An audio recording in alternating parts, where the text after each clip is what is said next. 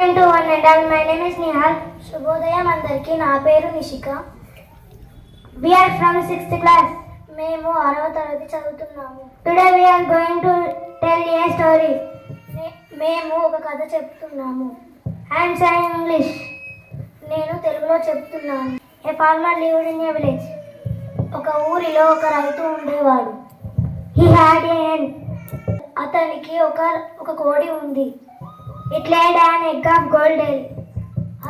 అది రోజుకి ఒక బంగారు గుడ్డు పెట్టేది. The farmer sold the eggs and became rich. రైతు ఆ గుడ్లను అమ్మి ధనవంతుడు అయ్యాడు. One day his wife grew greedy.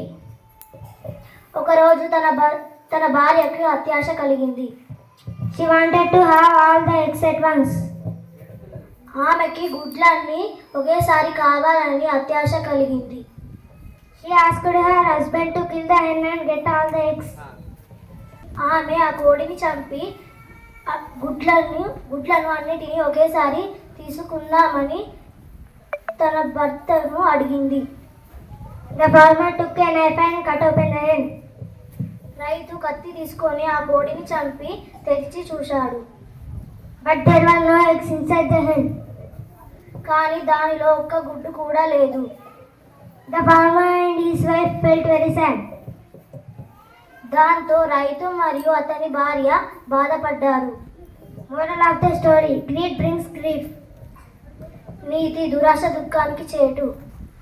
Thank you. ధన్యవాదాలు.